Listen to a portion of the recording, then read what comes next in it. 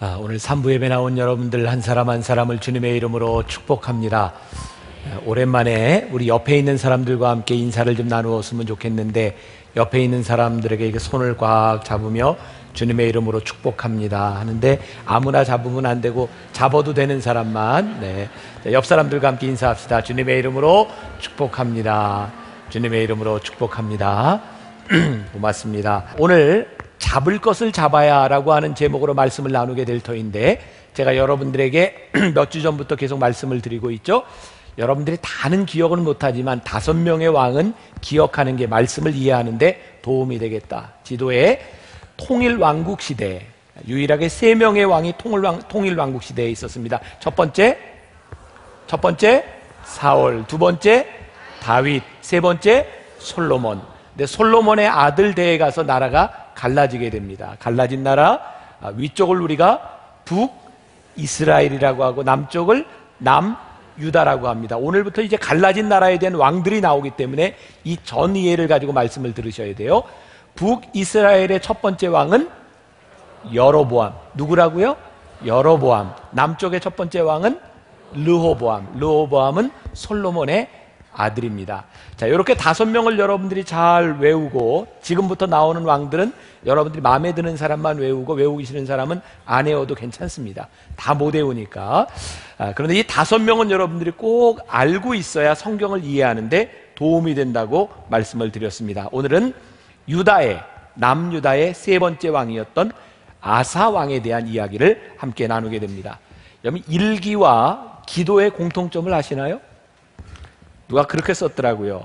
바쁠 때는 일기를 쓸 시간이 없고, 일이 없는 날은 쓸 내용이 없다. 바쁘고 힘들 때는 기도할 시간이 없고, 평온할 때는 기도할 내용이 없다.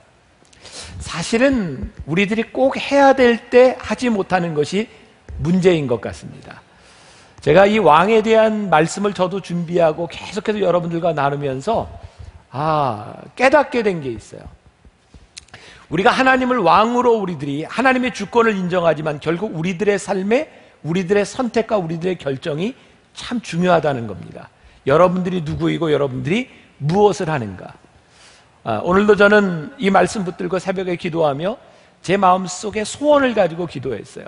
하나님, 이 왕들의 이야기가 하나의 역사로 끝나는 것이 아니라 우리 성도들의 삶에 이 말씀이 적용되게 하시고, 이 말씀을 따라 살아갈 수 있는 우리의 마음에 결단이 있게 하여 주옵소서.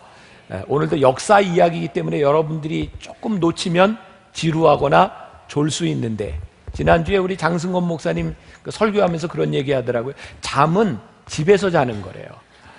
교회에서는 말씀을 듣는 거래요. 잘 들으시고, 제가 목 관리를 잘못해서 목 상태가 아주 안 좋습니다. 제가 작게 이야기할 텐데 잘 들어주세요. 네.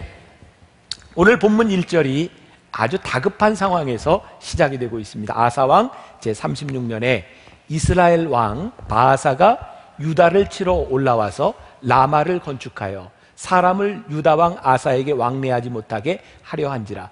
이제 본격적으로 이스라엘, 유다 이런 이름들이 나오고 있습니다. 북이스라엘의 첫 번째 왕은 누구였다고요? 여로보암이었습니다. 여로보암의 고민은 북쪽에 있는 이스라엘 사람들이 늘 남쪽으로 갈까봐 그게 고민이었습니다. 이제 그 왕래를 하지 못하게 하는 것은 북이스라엘의 늘 숙제였습니다. 그래서 오늘 1절에 나와 있는 게 뭐냐면, 예루살렘 8km 정도 위에 라마라고 하는 도시가 있는데, 북이스라엘의 바아사 왕이 내려와서 라마에 성을 건축하고 사람들의 왕래를 끊으려고 하는 겁니다. 전쟁이 일어났어요. 그랬더니 유다 왕 아사가 이 위기 가운데 어떻게 하냐면, 2절과 3절, 4절 말씀해 보니까 아사가 여호와의 전 곳간과 왕궁 곳간에 은금을 내어다가 다메섹에 사는 아람 왕 벤하댓에게 보내며 이르되. 자, 다음은 제가 설명합니다. 전쟁이 일어났는데 이스라엘이 두려우니까 아람 왕 벤하닷에게 금과 은을 보내면서 우리 조약을 맺자. 너희들이 북이스라엘하고 조약을 맺고 있었으나 그걸 깨고 우리를 도와달라. 그리고 금과 은을 보냅니다.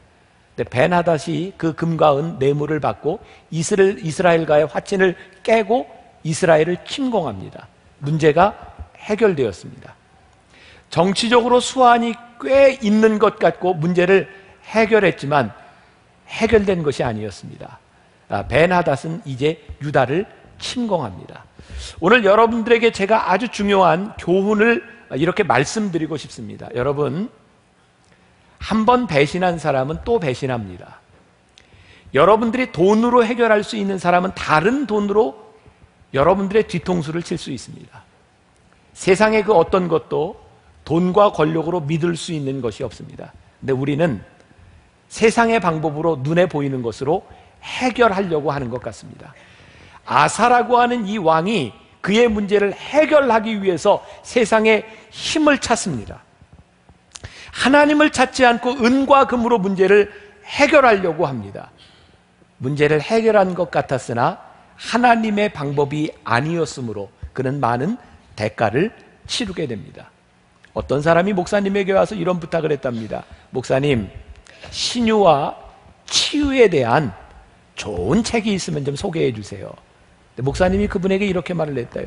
성경책보다 더 좋은 책이 있나요? 하나님은 우리들에게 말씀을 주셨고 우리들에게 진리의 길을 주셨는데 우리는 자꾸 다른 데서 다른 힘을 찾으려고 하는 것 같습니다. 진리를 벗어나면 불의는 대가를 치르게 되어 있습니다. 제가 특히 이제 남자들에게 추천해주고 싶은 책입니다. 연초에 우리 교회 와서 말씀을 전한 한옥 목사님이 쓴 책인데, 리더여 사자의 심장을 가져라. 제목도 참 좋습니다. 이 책 가운데 이런 얘기가 나와요. 2차 세계대전 중에 미국과 유럽이 연합군이 돼서 독일과 일본과 싸움을 합니다. 굉장히 어려운 시기에 전쟁이 막 막바지로 이렇게 다다르고 있을 때 미국의 루즈벨트 대통령이 이런 말을 했다 그래요. 이 다리를 건널 수만 있다면, 전쟁을 이길 수만 있다면 악마와도 손을 잡겠다. 그래, 전쟁 말미에 미국이 어디야 손을 잡습니까? 러시아와 소련과 손을 잡고 스탈린의 군대가 들어와서 전쟁을 이기게 됩니다. 그때 윈스턴 처칠이 이런 이야기를 했습니다. 저 러시아의 철의 장막은, 소련의 철의 장막은 파시즘이나 나치즘만큼 무서운 것이다. 전쟁을 이겼지만 전쟁의 대가를 치릅니다. 레닌이 예언한 대로 1960년대 후반까지 전 세계의 3분의 1은 공산화가 되었고 그 후로 수십 년 동안 이 세계는 냉전 가운데 많은 대가를 치르게 됩니다. 우리는 문제를 해결한다고 하면서 손을 내밀고 손을 잡습니다. 잡지 말아야 될 손을 잡으면 지금은 그것이 문제를 해결하는 것 같으나 그것이 부메랑이 되어 돌아옵니다. 우리는 역사를 통해서 요즘 우리는 청문회나 이런 정치를 바라보며 경제 문제 때문에 그 문제를 해결하기 위해서 돈으로 정치권과 손을 잡았던 그 야합들이 부메랑이 되어 돌아오는 것들을 봅니다. 우리들은 문제를 돈으로 불이한 방법으로 해결할 수 있다고 하지만 절대로 이 문제들은 해결되지 않는 것입니다. 여러분들에게 종종 이렇게 광고로 나가는 월드 휴먼 브릿지, 저희 교회에서 우리 교인들과 함께 시작한 NGO 단체입니다. 제가 한 가지 지키려고 하는 것이 있습니다. NGO 단체를 하다 보니까 정치권의 도움을 받아야 되는 일들이 참 많이 있습니다. 그리고 많은 사람들과 연결이 됩니다. 제가 지키려고 하는 것이 무엇이냐면 지금 힘을 가지고 있는 사람들에게 의지해서는 안 된다는 겁니다. 그 힘은 금방 사라져버리는 힘입니다. 가장 큰 힘은 진리입니다. 여러분들이 하나님 앞에 하나님의 방법으로 살아가는 것이 여러분들에게 가장 큰 힘입니다. 이것을 벗어나면 우리는 대가를 치르게 되어 있습니다. 여러분들에게 제가 처음 이 시리즈 말씀을 시작하면서부터 이 말씀을 잘 이해하고 여러분 신앙에 도움이 되기 위해서 사무엘 상하와 역대기 상하와 열왕기 상하를 읽어라 그랬는데 잘 읽고 계시죠? 좋은 말로 할 때 하시면 참 좋습니다. 여러분들에게 도움되라고. 앞으로 10주 더 해야 돼요. 계속 스트레스 받습니다. 안 읽으면. 자, 여기 역대하, 오늘 우리가 이 본문 말씀을 읽었지만 이 역대하 14장, 15장, 16장 3장에 걸쳐서 아사왕에 대한 이야기가 나옵니다. 3장이면 굉장히 큰 비중을 차지하는 겁니다.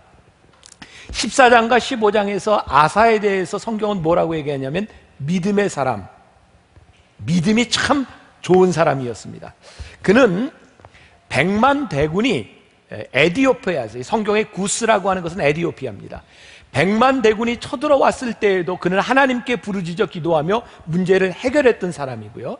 역대하 15장에 보면 그 땅의 우상과 산당들을 다 허물어버리고 그의 어머니조차도 아세라의 가증한 목상을 만들었을 때 그 우상을 찍어버리고 어머니를 태우의 자리에서 내린 사람입니다.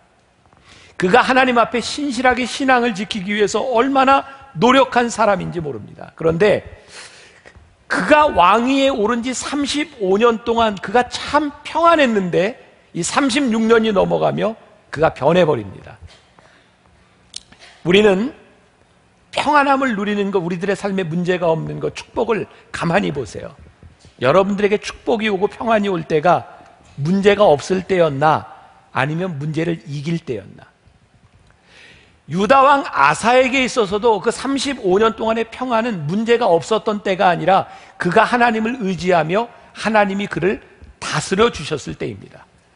근데 그것보다는 정말 작은 문제가 왔는데 하나님의 다스림을 그가 떠났을 때에 그의 삶에 문제가 찾아옵니다. 나라의 전쟁이 시작됩니다. 이 왕들의 이야기를 계속해서 보면서 하나의 공통점을 찾게 됩니다. 처음부터 나쁜 사람 없었다는 겁니다. 결국은 누가 끝까지 신실하게 일관성을 가지느냐. 우리가 올해 들어 레디컬이라고 하는 주제로 말씀을 나누며 레디컬이라고 하는 말은 급진적인 의미보다 우리들의 믿음의 기본으로 돌아가자라고 하는 말이라는 것을 여러분들에게 계속해서 드립니다. 결국 우리 신앙의 문제, 본질적인 문제, 우리의 기본으로 돌아가는 것이다.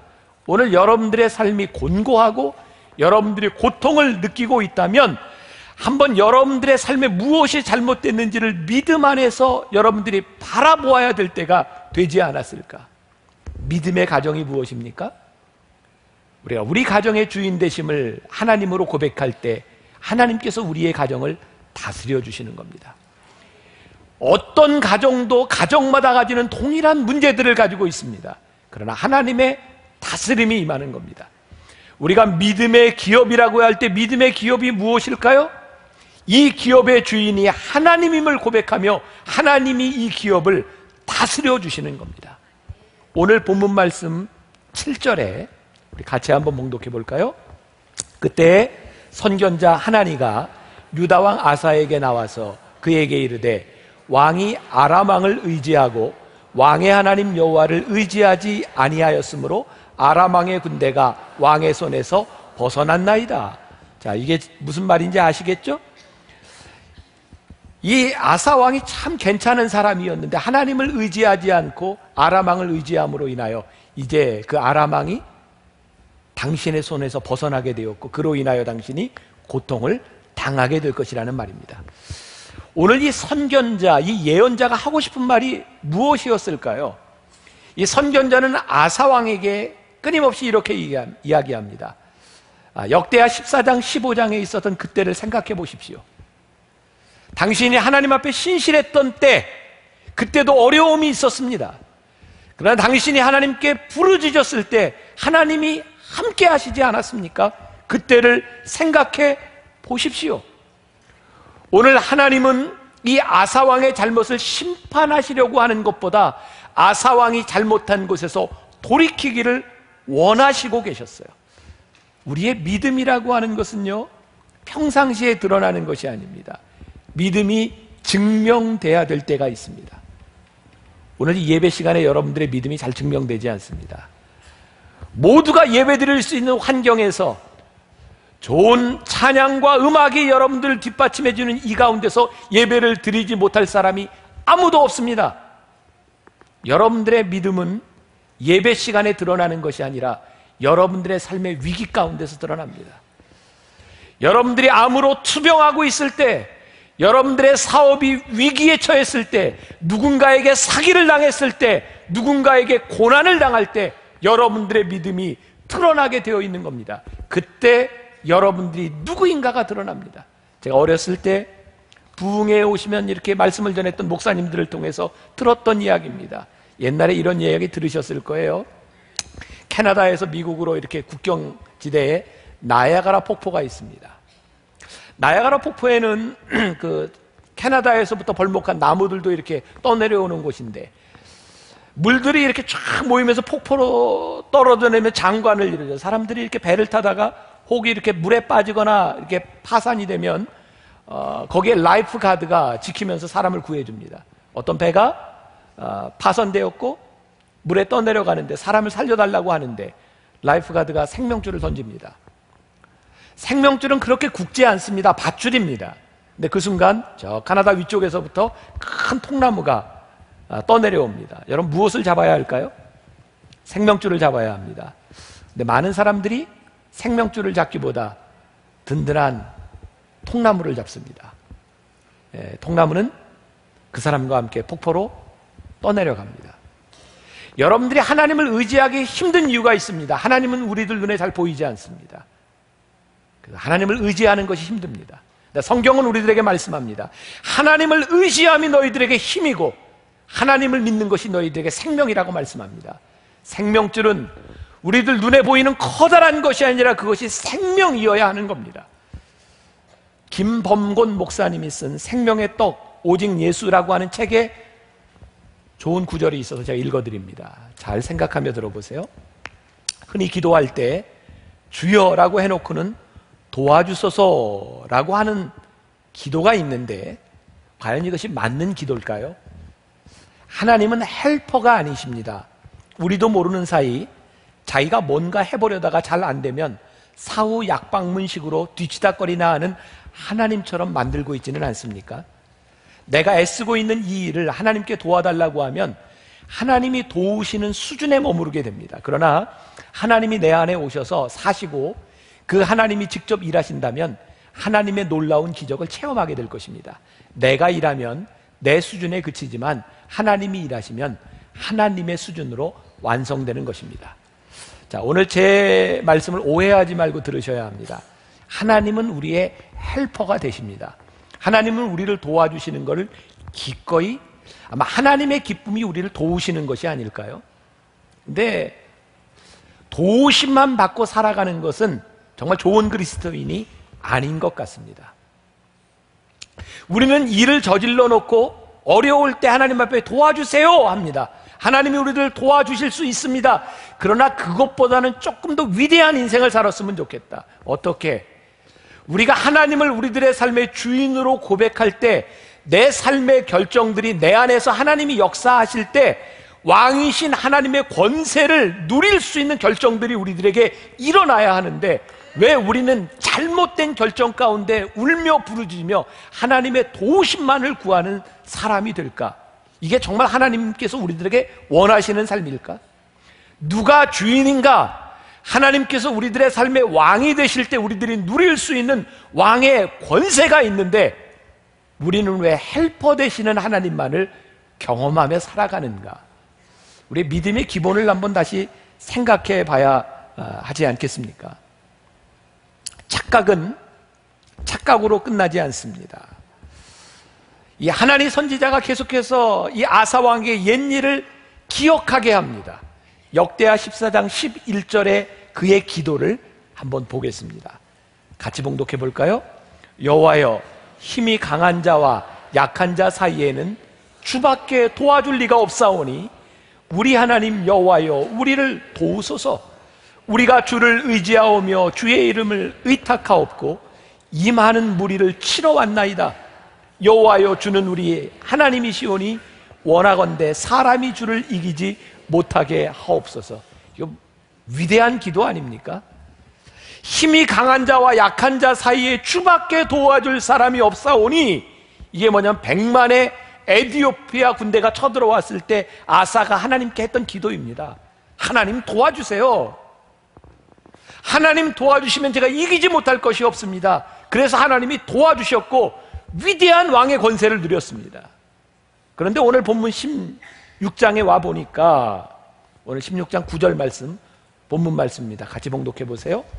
여호와의 눈은 온 땅을 두루 감찰하사 전심으로 자기에게 향하는 자들을 위하여 능력을 베푸시나니 이 일은 왕이 망령 때에 행하였은즉 이후부터는 왕에게 전쟁이 있으리이다. 여호와는 땅을 두루 감찰하시며 전심으로 하나님을 찾는 자를 도우시는데 왕이 망령 때에 행했습니다. 하나님께 도움을 구하지 않고 은과 금으로 저 이방 왕에게 가서 굽신거리며 도와달라고 했으므로 이제 하나님의 도우심이 당신에게 임하지 못하게 되었습니다. 망령 때에 행한다고 하는 말이 쉬운 성경에 보면 바보같이 행했다 이 말입니다. 우리들이 바보같이 행함으로 인하여, 우리들이 세상의 방법을 강구함으로 인하여, 하나님께 구하지 않음으로 인하여 하나님의 도우심을, 왕이신 하나님을 경험하지 못해요. 이런 설교를 들으면 꼭 이런 질문을 하는 사람이 있어요. 그럼 우리 그냥 기도만 하면 되는 겁니까? 하나님께 구하면 되는 겁니까? 기도가 뭔가요? 제가 늘 얘기하죠. 발 달린 기도해라. 기도는 기도만 하는 것이 아니라 기도한 대로 사는 겁니다. 기도하는 사람은 기도하는 방법을 따라 삽니다. 문제는 우리들이 기도하지 아니하고 우리의 방법으로 살아가는 것이 문제입니다. 제가 다시 한번 여러분들에게 말씀드립니다. 하나님의 기쁨, 가장 큰 기쁨은 우리를 도우시는 겁니다. 하나님은 기꺼이 우리를 도와주십니다. 하나님께서 하나님 선지자를 아사왕에게 보내신 이유는 그를 심판하시려고 하는 것이 아니라 그가 돌이키기를 원하셨어요. 근데 끝까지 그가 돌이키지 않습니다. 10절 말씀 같이 봅니다. 10절 말씀. 아사가 노하여 선견자를 옥에 가두었으니 이는 그의 말에 크게 노하였음이며 그때 아사가 또 백성 중에서 몇 사람을 학대하였더라. 비극적인 것은요, 한 번 잘못한 사람이 잘못을 뉘우치지 않는 겁니다. 성경에 하나님이 쓰시는 위대한 인물들의 특징은 잘못하지 않은 사람이 아니라 잘못에서 돌이킨 사람입니다. 이 세상에 오늘 예배드리는 여러분, 저를 포함해서 아무도 온전하지 않습니다. 문제는 온전하지 못한 우리가 잘못했을 때 돌아서지 못함이 문제입니다. 오늘 아사는 선견자 아나니가 와서 말을 할 때 어떻게 했다고 되어 있어요? 노하여. 죄를 지은 사람의 특징이 있는데요, 죄가 지적당하면 겸손하게 회개하는 사람이 있는가 하면 그 죄 때문에 화를 냅니다. 수치심이 발동합니다. 제가 설교하면서 제가 어머니 기도실에 갔다 왔다 이런 얘기를 할 때마다 가슴이 덜컥 내려앉는 사람이 있답니다. 지금 영어와 일본어와 중국어로 통역하고 있는 사람들인데요, 제가 원래 이 원고를 일찍 주는데 어머니 기도실 하면 이제 다른 얘기가 나오기 때문입니다. 그냥 알아서 통역하세요. 제가 오늘 아침에도 기도하면서 그냥 하나님이 주신 생각이기 때문에 말을 합니다. 그리고 오늘도 역시 하나님이 주신 생각은 참 지혜롭다는 생각을 했어요. 멋진 이야기입니다. 잘 들어보세요. 제가 이 분노라고 하는 것을 어머니 기도실에서 묵상하면서, 하나님, 그러면 이 분노라고 하는, 우리 믿는 사람들이 분노하면 안 되는 겁니까? 성경에 예수님도 분노하셨다고 되어 있는데, 분노에 채찍을 드셨는데, 어떤 분노, 우리가 분노를 좀 구별해야 되지 않겠습니까? 저에게 주셨던 하나님이 그런 지혜였다고 생각해요. 아, 분노는 두 종류가 있구나. 하나는 수치스러운 분노가 있고 또 하나는 거룩한 분노가 있다. 이 분노를 어떻게 구별할 것인가, 여기가 중요합니다.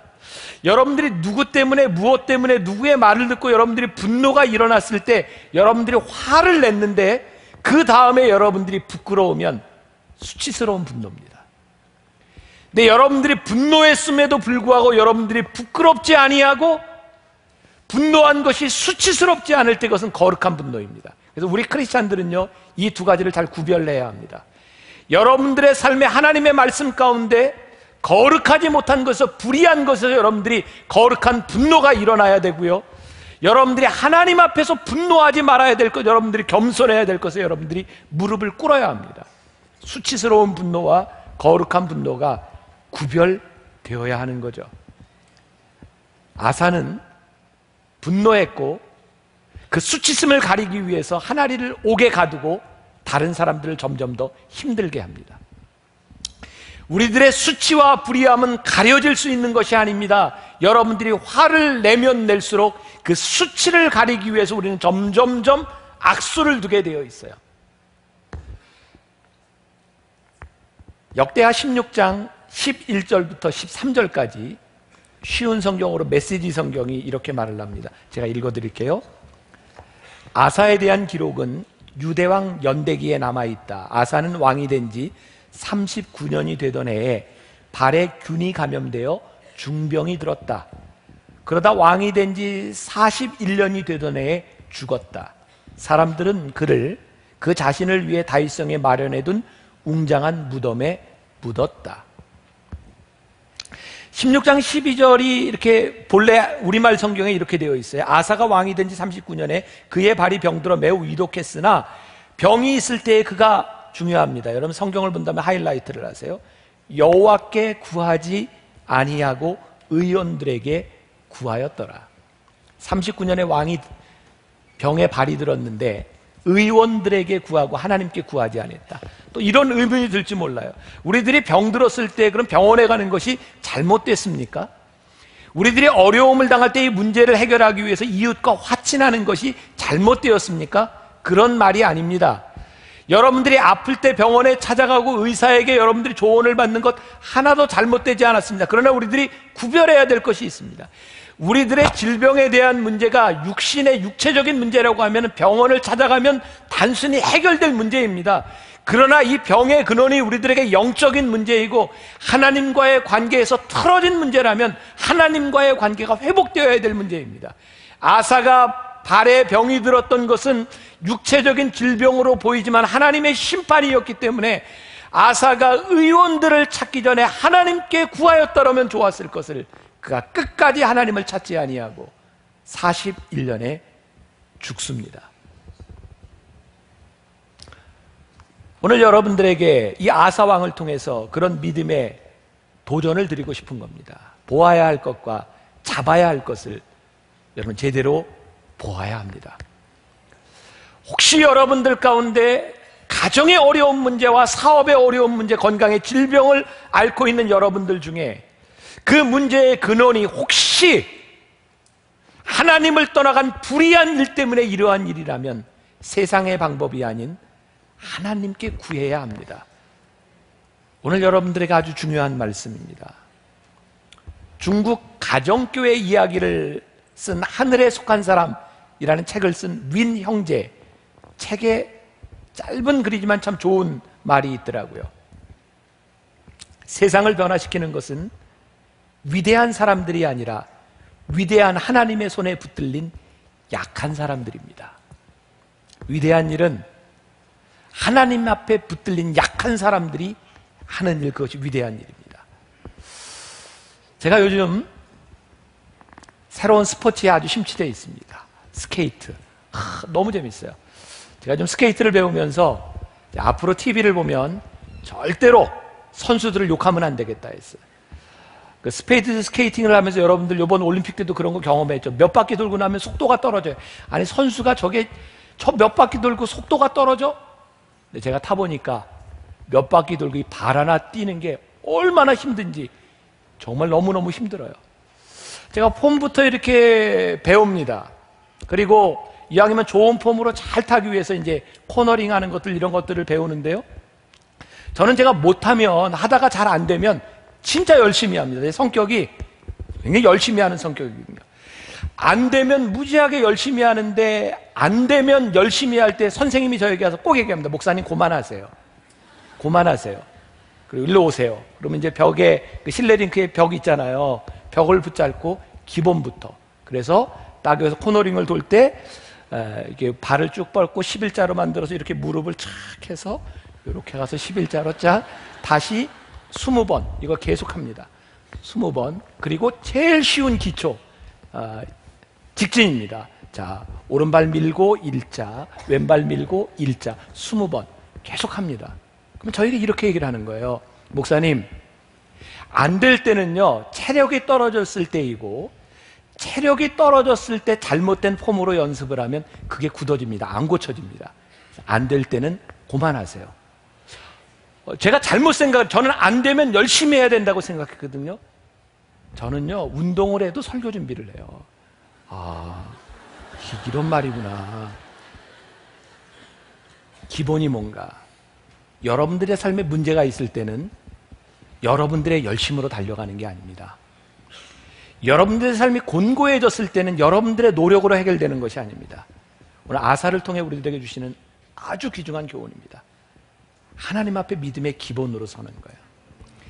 여러분들을 부르셨던 때, 여러분들이 신앙생활을 시작하던 때의 그 마음, 하나님 앞에 믿음으로 돌아오는 겁니다. 조금 느리고 더딘 것 같지만 올바로 교정이 돼야 올바른 길을 갑니다. 제가 아마 몇 주 후에 영상으로 보여드릴 겁니다. 꼭 기억하세요. 내 삶에 지금 곤고함, 내 삶에 부족함이 있다면 하나님이 다시 나를 보라고 하는 때이다. 여러분들의 믿음이 다시 기본부터 회복되어서 여러분들을 심판하시려고 하시는 하나님이 아니라 여러분들을 도우시려고 하시는 하나님 앞에 도움 되시는 하나님을 고백할 수 있고, 우리의 삶의 왕 되신 하나님을 고백할 수 있는 여러분들이 되시기를 주님의 이름으로 간절히 축복합니다. 우리의 믿음을 찬양으로 고백했으면 좋겠습니다. 우리의 삶의 주인 대신 내가 주인 삼은 모든 것 내려놓고 내 주 대신 주 앞에 나아가 고백합시다.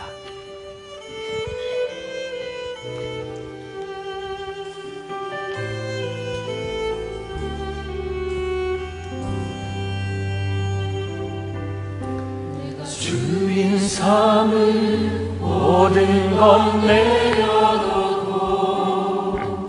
내 주 되신 주 앞에 나가 내가 사랑했던 모든 것 내려놓고 주님만 사랑 내가 주인 삼은 내가 주인 삼은 모든 것 내려놓고 내 주 대신 주 앞에 나가 내가 사랑했던 모든 것 내려놓고 주님만 사랑해. 주 사랑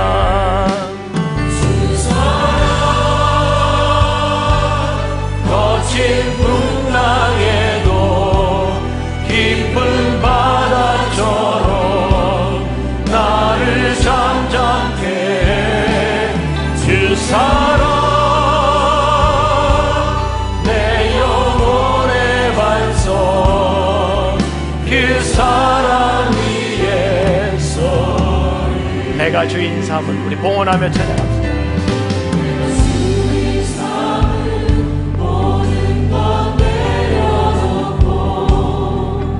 내 주 되신 주 앞에 나가 내가 사랑했던 모든 것 내려놓고 주님만 사랑 내가 주인 삼은